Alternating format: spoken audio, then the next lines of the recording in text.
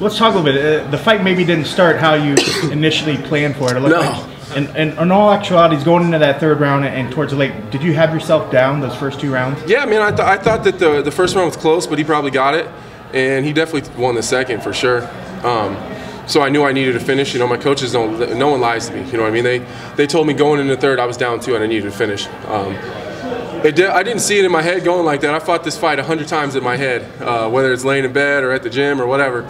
Fought out hundreds of times, and not one of those did it go that way. You know, I didn't expect for him to put the thumping on me on our feet a little bit. You know, I think I was so worried about his takedowns that every time he moved forward, I was expecting the takedown. He did a really good job of feinting those takedowns.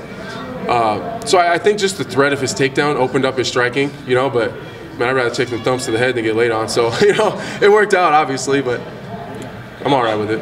It seemed like the third round cardio was a big issue. Did you sense him getting tired, or what was your feeling of how? No, man, I felt like he was still strong. I felt about halfway through the third round, visibly looking at him, I couldn't tell he was tired, but by the way he was fighting, he was circling away, he was staying on the cage the whole time. The first 2 rounds, he did a really good job of taking the center from me, and I kept having to fight to get the center of the cage back. But towards the end of the round, or towards the second half of the third round, he started giving up the center of the cage willingly without really fighting for it. So that's when I started realizing he was getting tired. Was that finishing sequence, was that a combo? Was that just something you just saw? And no, my coaches were telling me the whole time that he kept throwing that overhand right and kept hitting me with it. And the reason he kept hitting me with it is because an overhand right and a takedown look the same at the beginning of it. So I would be expecting the takedown and he was throwing the punch, or he was throwing the punch and I was expecting the takedown.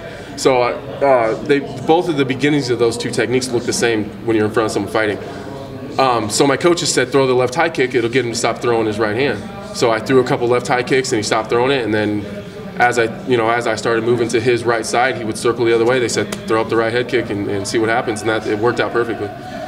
Your moments after you won, you look like you just got overcome with emotion. Was that a first? I mean, like, that feeling that you had, was that just incredible? Yeah, man, I don't necessarily get too emotional in there. I don't get mad or sad or upset. You know, I've had some personal things going on. My mom was supposed to be here. She's in the hospital.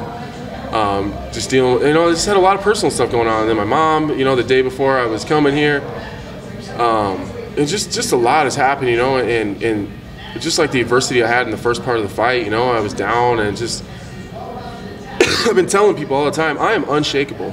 You're never gonna fucking shake me. You're never gonna break me. I'm never gonna quit. And that whole fight was a culmination of that, just visibly proving that, like, you're never gonna break me. I'm never gonna quit. And like I earned my nickname a long time ago, and it was performances like this that did it. It's not the prettiest. It's definitely not gonna scare anybody in the division, but Andrew Sanchez is, he's been talking about trying to get a top 10 dude, and I just put him away. So out of just pure toughness, I'll beat anybody. Does that finish feel more special since you went through the adversity of the first round? If you went in there and got that knockout right at the get-go, would you feel as good about the fight, and would you think you'd have that emotion that you No, man. The feeling I had after that was over was one of the best feelings I've ever had in my whole life. It just, you tell yourself all the time, no matter what happens in the fight, I'll get through it. But like, you don't always believe, you don't always know that for sure. You know what I mean? Like, a lot of guys say that, but I proved a lot to myself, and that's something Mark Montoya told me right before we went out. He was like, the only person you have to impress is yourself. And that's what it was about. It wasn't about the crowd or anybody else. It was proving to myself that no matter how deep we get, how far we are to the end of the fight, or how close we are, that I can push through and do what I got to do. And it was just one of the best feelings in the world, and hats off to Andrew. That dude is super tough, man. God damn, he was tough. And I've never been so happy to see someone unconscious in my whole life. I was like, thank God this guy's out, man. God damn. I remember throwing the hammer fist, just hoping to God he didn't wake up.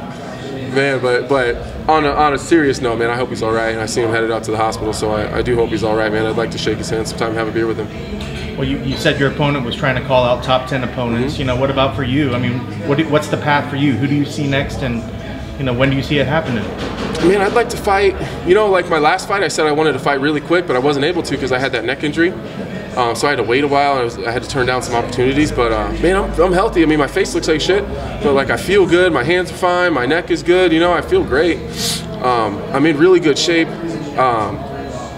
One of my teammates, Chris Camozzi, is fighting in Sweden, so I don't know how full that card is. They don't have much announced. So it'd be really cool to go over there with Chris. You know, Zach Cummings is one of my teammates too, so it was cool to like fight, you know, all of us together as a team. You know, we got a big full room. Tim Elliott's fighting too. He's on the same team.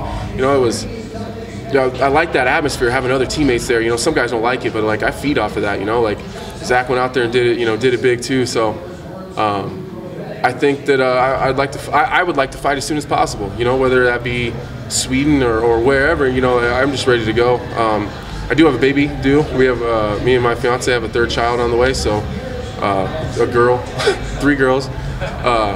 Be like the beginning of July. So you know, I kind of have to bounce around that a little bit, but I'm ready to roll. Did you get a chance to talk to Zach? I don't know if he told you. We were in the middle of interviewing when you had that finish. And but he was very, very happy for you. Awesome, man. No, when I was seeing the doctor, he came in and gave me a high five and said he wanted to talk. So, man, Zach Cummings, Chris Camozzi, Mark Montoya, all the G's at Factory X, Scott Morton, Matt Bentley. We have this group, everyone works so well together. And like I said before the fight, man, there's like some crazy shit going on between Kansas City, Denver, and Omaha. We got that little triangle of a team, and we all end up meeting in like Denver, and man, we got some cool shit going on. There's a lot of tough dudes. There's a whole bunch of guys at Factory X that most people haven't even heard of, but they're killers. You know, they're killers. And I got to give a shout out to Nate Marquardt. Man, that dude helped me a lot for this fight. Just being a really good, being a really good training partner as far as emulating Andrew. So I got to give a shout out to Nate, man. He's one of the OGs in the sport, so got to give him a shout out. You're kind of in a select group in the sense that your first fight in the UFC, you lost, correct? Mm-hmm. You got released. Mm-hmm. How many fights did it take? It took, I think, like 6 or 7 fights. It took me 8 wins. 8 wins. 8 wins, yeah. 8 wins. It took me 8 wins to get back. To get here, like, how did you not get those 8 wins? You know, I mean, I told you, man. I'm unshakable. I'm unshakable. I'll never quit. Sometimes it's not just heart and desire. Sometimes I'm just too stupid. You know, like I just don't care. You know, I'm just gonna keep, because I know deep down how good I am. And I know what I'm capable of. And I know that in this sport, like, shit doesn't always go your way. You know, like, sometimes you just go in there and you have an off night. And I think I had a little bit of an off night tonight, a little bit of a slow start. But I can feel it in my heart. Like, I know that I'm going to be a world champion someday. And, like, no one's going to tell me any different, you know. And in order to be a world champion in the UFC, I had to fight 8 fights to get back to the UFC. And that's how my brain works. It's not like, oh, man, I got to fight all these fights to get back. It's like, well, I need to be a world champion. I need to be in the UFC to do that. So let's start with little goals, all right? So I'm like, all right, let's get 4 in a row and see what Joe Silva says, because that's who it was at the time. Got 4. He was like, well, you know, he hasn't finished a wrestler in a while, or hasn't finished a jiu-jitsu guy in a while. So I go out and I submit a couple black belts. You know, it's like I just do whatever I got to do. You know, and I don't know. I wish I had that like answer where I just had this huge epiphany thing to tell you, but I just keep going, man. There's no other choice. I just do it. You know. I just grind, and I just keep fucking pushing and eventually people break, you know, and that's what happened tonight. I just keep on going.